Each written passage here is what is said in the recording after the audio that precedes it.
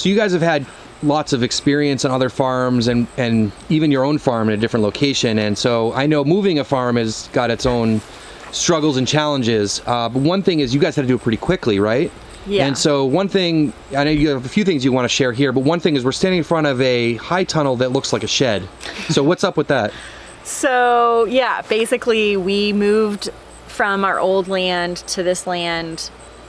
We'll just say January 1 is when we kind of started here, and we knew that we had to start packing CSA boxes 4 months later. So we had a very limited amount of time with not great weather to set up shop, and then we also had, you know, limited funds, and so we kind of had to like do a lot of prioritizing of where our time and money was going to go. And we also had a lot of stuff that was like sitting out in rain and snow, and we knew we weren't going to be able to build a barn or a shed just because it's so expensive, you know, and we didn't really have the time to be putting up buildings. But it's really quick to put up caterpillar tunnels, and they're really cheap by square foot. You know, they're like a quarter or less the price of putting up an actual pole barn, and they go up in, you know, a day instead of over the course of a few weeks.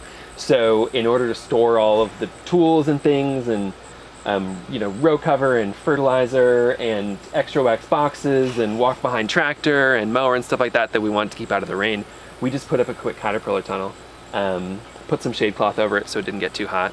And now we've got like a do it in 1 day barn. Okay, you want to go look at some of your tools? Sure. All right, so let's see some of your tools here, guys. I see a lot of familiar things here, and I don't want to go through every tool, but what are some things that you really like using and you seem to, you know, really think is crucial for your operation here? Basically, it's just the things that are right here that we use for bed flip. So when we're turning over bed, we're usually cutting things out with clippers. They're going into these big like 17-gallon tubs, and we can, you know, throw 4 of these in a garden cart, and all the, you know, lettuce stumps and all that we're taking out of bed can go in those and move quickly off the compost Sometimes pile. we use loppers for bigger plants. Yeah, for like a huge tomato, we may actually use loppers to cut it out of the ground and leave the roots in the ground. Then every bed, every time we turn over at this point, gets broad forked, and we've got this big burly meadow creature broad fork, which is just, you know, pure metal welded together, and this will definitely outlive us. It's pretty heavy, it's kind of a beast to move around, but it works in our really heavy clay that we have on this farm. And then the tilther, pretty much every bed gets tilthed right now too, but especially if we're direct seeding, we're going to tilt it in order to mix in the compost in the surface and get a really nice seed bed. Then we usually roll. This is the roller we use. I like this one a lot better than the big heavy Johnny's one. Yeah, this is the same one that Connor Crickmore uses at Neversink Farm, but it's actually for rolling and temping concrete. But it's just a lot smaller, and it's easy to move around. You can just pick it up, and it does a nicer job of firming the bed after tilting and before we seed it. And then we seed. We honestly still do most of our direct seeding with the 4-row pinpoint seeder from Johnny's. We have just gotten it dialed in, and you know, have it set up in such a way that we can do all of our radishes and turnips and all of our direct seeded baby greens with this really simply. We even do carrots with this. The Jang is a beautiful seeder. I think it's a better seeder, but you know, because of our familiarity with this, right now we're only using the Jang for spinach, and it does a great job of that. And it could do a great job at all those other things too, but that's all we use it for now. All right, so let's talk about hoes for a second. What do you guys? What's your favorite hoe right now? I mean, we've been using the Mutineer a lot. Yeah, this new one from Neversink, that, you know, you can just swap out the heads on the hoe. Like if you want to take out this wire weeder and instead put on this torsion weeder. Basically, you can just take this one handle out to the field and take, you know, all of your heads and put them on a carabiner and like put them on your belt. So you go out there and it's as if you brought 7 hoes out in the field, but you just have one. So you guys like the wire weeder style? Yeah, the wire weeders we use a lot. We do use like the little collinear hoe for getting in tight spaces. The nice, you know, the thinnest wire weeder you can even get like between between rows of arugula in a bed. So like you can actually cultivate baby greens with this. And we've been experimenting with the torsion weeder for you know, a more established transplant, but we're just getting used to that. Okay. We like our wheel hoe. We wheel hoe. Are you guys doing the pads with that? Yeah, we do all the pads with wheel hoe. This is like not, you know, this is a simple wheel hoe. You can't put finger weeders on it or anything like that, but it's burly and it works great for paths.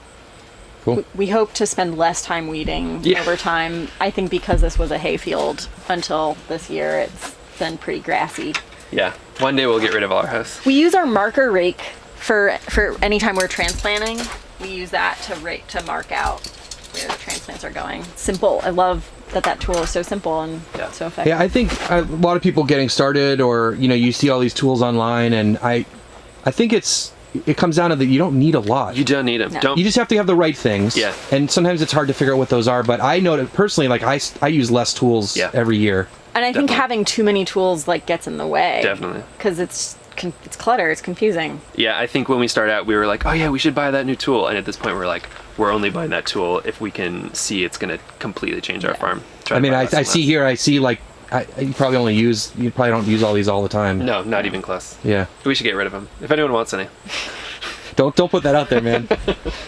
So another way we were able to get the farm up and running so quickly this spring was that we decided to put our wash pack in our high tunnel. So we said before we didn't feel like we had the resources to build a barn.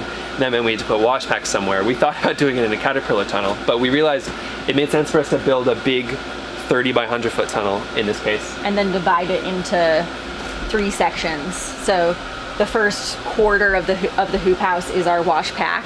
So we've got our washing, packing, CSA box pack, Walk-in cooler. walk-in cooler. We went with one of the CoolBot full walk-in coolers. So, we just placed an order online with CoolBot, and a week later this showed up, and it took us an hour to put it together, and then we had a walk-in cooler up and running. And then the middle section, another quarter of the space is our plant propagation greenhouse space where we start our seeds and have our benches.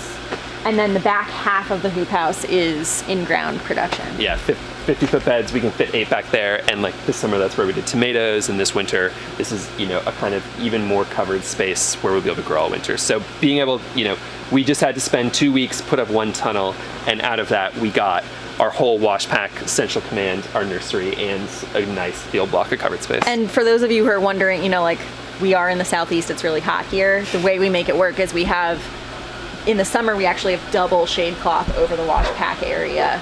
And then we also have fans in here. And it winds up usually being a little bit cooler in here than it is outside. It's still not ideal. Like, we do hope someday to have a barn that's air conditioned for those hot days, but it's a good stepping stone for us. And the way we did that, we've got a 60% piece of shade cloth that's always over the wash pack. So this part's always shaded. And then we have a big 30% shade that went over the whole tunnel for the summer. And so that meant that the wash pack was 90% during that time. And the 30% was for propagation and for the tomatoes that we had back there.